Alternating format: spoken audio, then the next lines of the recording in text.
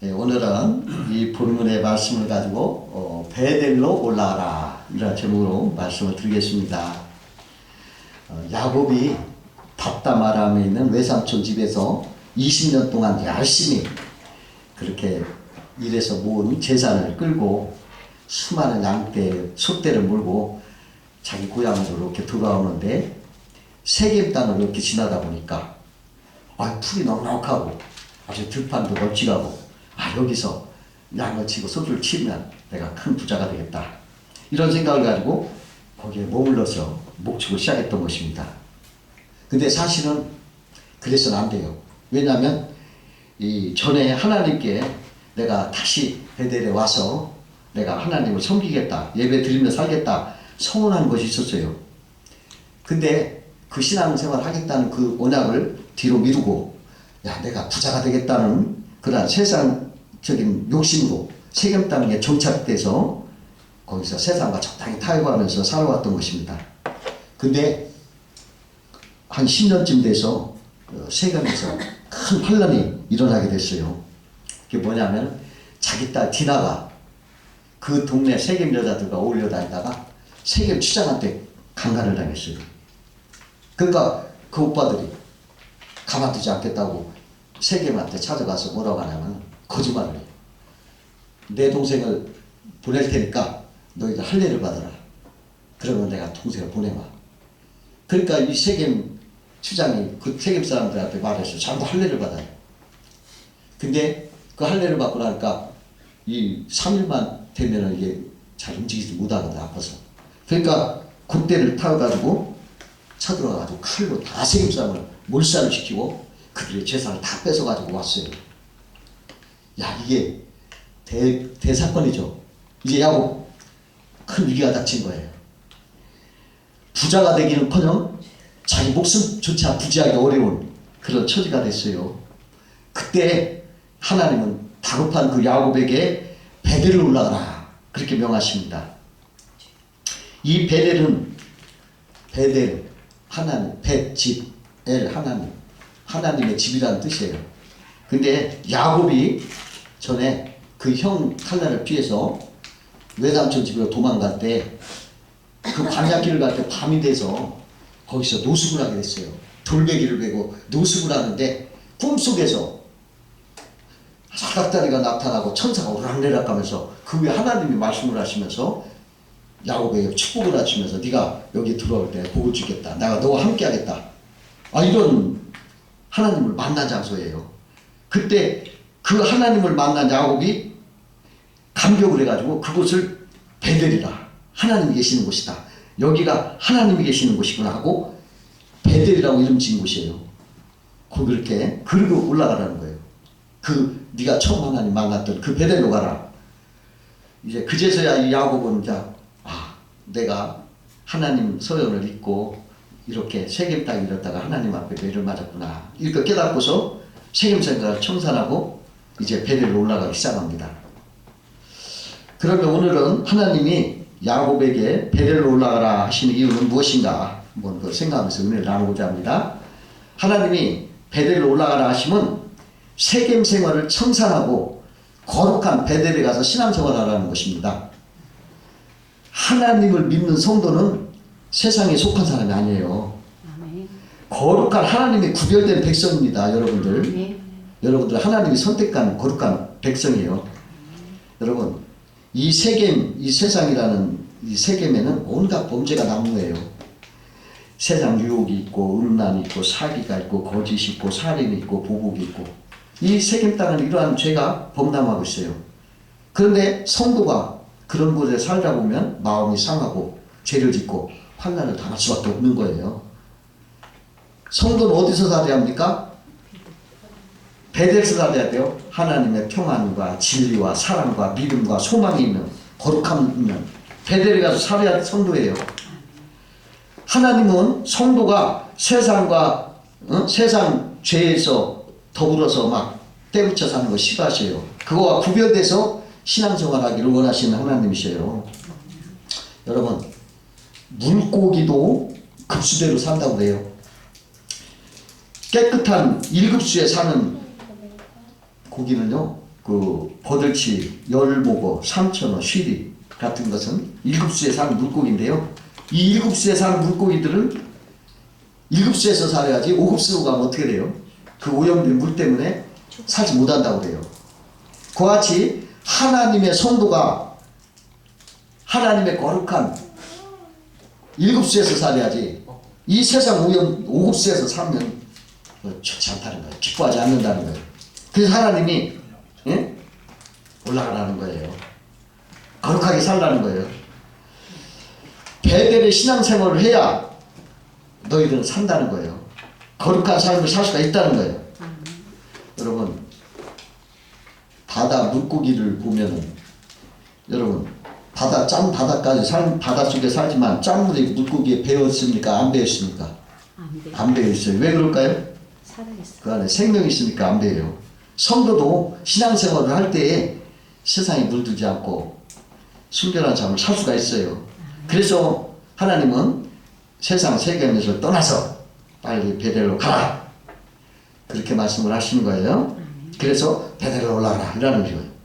두 번째로 베델로 올라가라면 실패의 장소를 떠나서 축복의 장소로 가라 하시는 말씀인 것입니다. 야곱은 세겜에서 성공을 원했지만 철저히 실패했어요. 딸은 강간당했지, 아들은 복수한다고 살인자가 되었지. 그러니까 세겜 부족들이 원수 갚는다고 죽이러 오고 이 암담한 실패와 그러한 어둠 속에 직면하게 됐어요. 성공을 원했지만 실패를 했어요.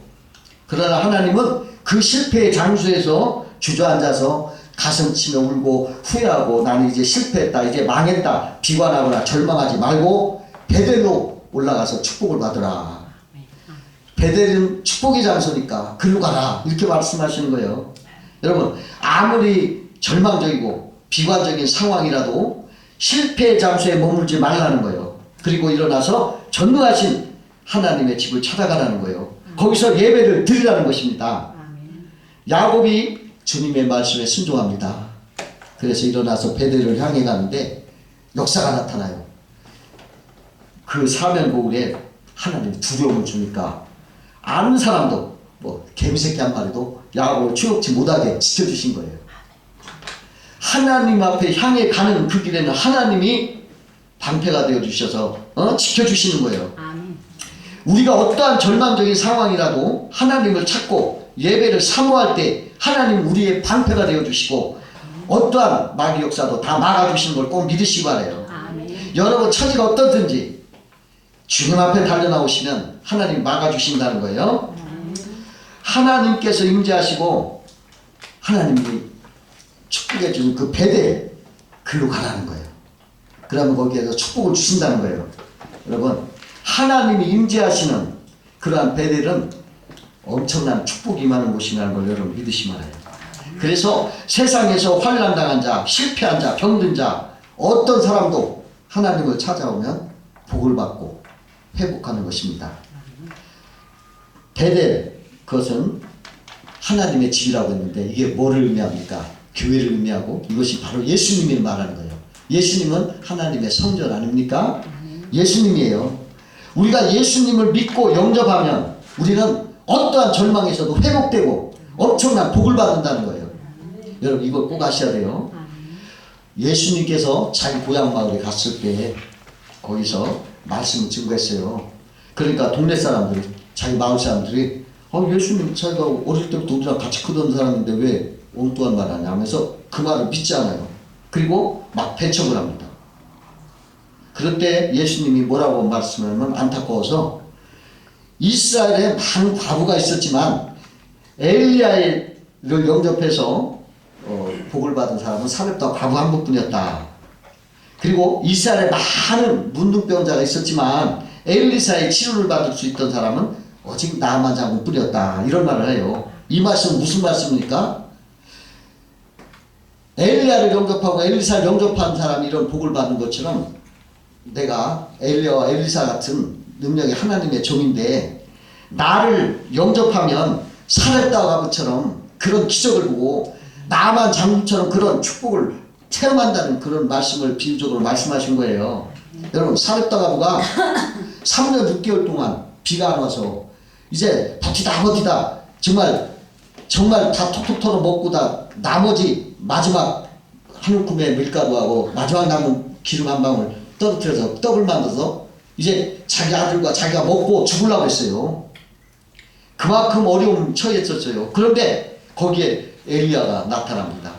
엘리야를 영접하니까 어떤 일이 벌어지냐면 밀가루에서 밀가루가 솟아오르고 기름통에서 기름이 솟아오르기를 기름이 끝난 날까지 솟아오르는 기적이 나타나는 거 아닙니까? 그 말씀을 하신 거예요, 예수님이. 또 나만 장군 아람 나라의 대장이었어요. 그냥 겉으로는 번쩍번쩍 화려한 외모를 갖췄지만 속에는 썩은 살이 가지고 고민을 하고 그냥 고통스러운 그 사람인데 그분이 엘리야를 찾아와서 요단강에 7번 목욕하라는 말씀에 영접하고 순종해요. 그래가지고 요단강에서 7번 목욕할 때 그 문둥이 살이 어린아이 살같이 깨끗하게 치료를 받았어요. 예수님이 그 말씀을 하신 거예요. 예수님은 엘리야와 엘리사의 실체가 되시고 엘리야와 엘리사는 예수님의 모형이요 그림자에 불과해요. 그림자와 모형에 불과한 그런 사람들도 이렇게 복된 일을 행하는데 그 실체가 되시는 예수 그리스도는 얼마나 큰 기적을 볼 수가 있겠느냐, 그렇게 답답해서 그 자기 고향 사람들에게 얘기해 주시는 거예요. 오늘날도 그런 말씀 하시는 거예요. 지금 성경을 통해서 엘리야와 엘리사가 예수님의 모형에 불과하고 그림자에 불과한 사람이랄지라도 그렇게 엄청난 기적을 일으켜서 복되게 하였거늘 실체가 되신 복의 실체가 되신 예수 그리스도께서는 우리에게 얼마나 큰 복을 주시겠느냐. 여러분 지금 그게 실제로 나타나요. 지금 지구상에 예수를 믿는 사람들이 수억이 있어요. 그 수억의 사람들이 수억 수천만 성도들이 주님이 주시는 큰 기적과 이사를 지금도 체험하고 계시고 지금도 그 놀라운 축복을 수없이 간증하고 있어요. 또 영원히 예수 믿는 사람들에게는 이러한 하나님의 이러한 복이 영원히 계속되어지는 것을 우리는 아셔야 돼요. 하나님의 집 예수 그리스도에 계시는 그 베델, 거기는 축복의 장소요 기사와 이적이 일어나는 회복의 장소요 은혜가 임하는 그러한 장소인 것을 여러분 아시고 예배를 참석하시는 것이 큰 복인 줄 믿으시기 바랍니다. 세 번째로 베델에 올라가다 하면 하나님 만났던 그곳에 다시 가서 그 하나님을 만나라 하는 거예요.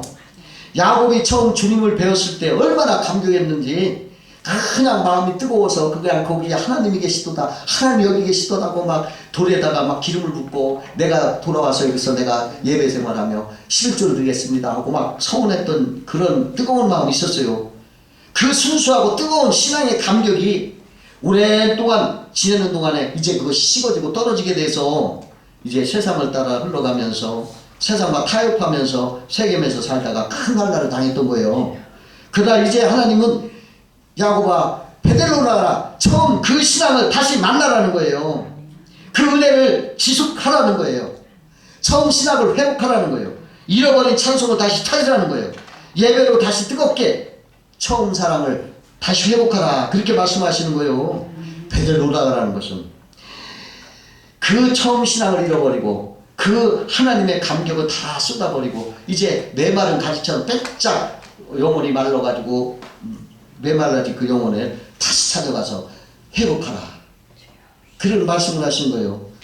요한계시록 2장 4절과 5절에 그러나 너를 청명할 것이 있나니 너는 처음 사랑을 버렸느니라. 그러므로 어디서 떨어졌는지를 생각하고 회개하여 처음 행위를 가지라. 만일 그러하지 아니하고 회개하지 아니하면 내게 가서 내 촛대를 그 자리에서 옮기리라, 그렇게 말합니다. 여러분 하나님을 처음 만났을 때 그 감격과 그 사랑, 그 뜨거운 마음, 그것을 여러분 다시 찾으시기 바라요. 아멘.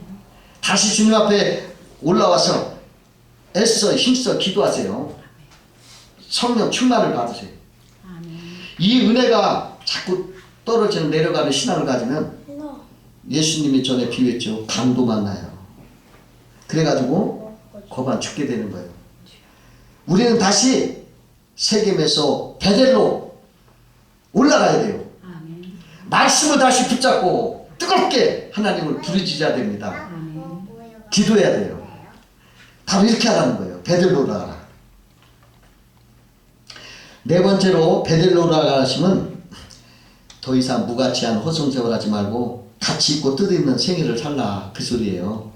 야곱이 베델에 도착했을 때 이런 말씀을 35장 9절에 이렇게 말씀하십니다. 하나님이 야곱이 밧다람에서 돌아오매 하나님이 다시 야곱에게 나타나사 그에게 복을 주시고 이렇게 말씀했어요.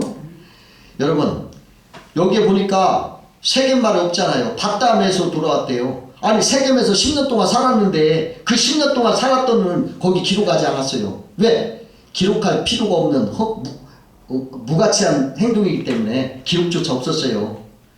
세겜에서 10년이나 살았으면 세겜에서 돌아왔 야곱에게라고 하지 않고 밧다람에서 돌아왔다는 거예요. 10년 동안 세겜에 있었던 것을 그 기록에서 빼버렸어. 왜? 가치 없는 쓸모없는 생활이었기 때문에. 허랑방탕한 기록조차 할 수 없는 허송세월이었다는 것을 우리에게 가르쳐주고 있어요. 세상의 그 생활은 하나님이 볼 때 허송세월이었다는 거예요. 또 여기에 보니까 다시 야곱에게 나타나사 야곱에게. 근데 그 말을 왜 썼습니까? 그 하나님이 없는 그 세겜에서는 하나님이 나타나지 않았다는 것을 상징하고 있어요. 그걸 암시하고 있어요. 다시 저기 베델에 오자 다시 나타났다.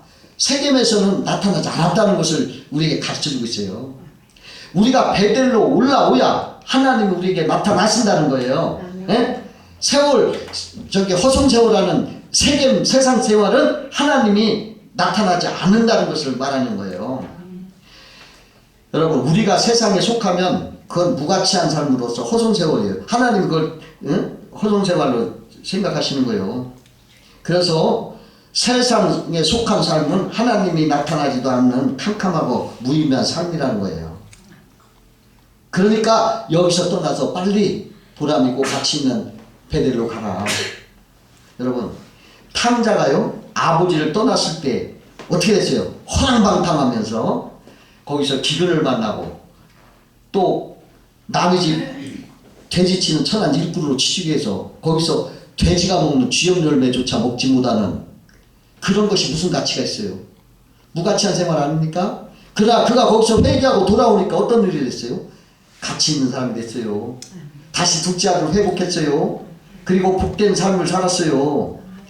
여러분 우리들도 세상에 허송세월 하지 마세요.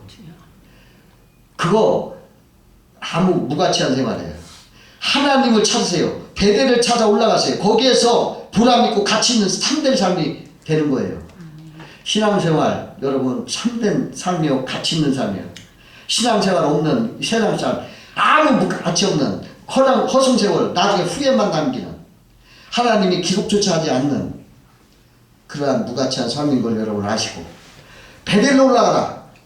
허송생활 버리고 진정 가치 있고 행복한 하나님이 복된 삶을 살아. 그래서 승리해라. 그런 말씀인 것입니다.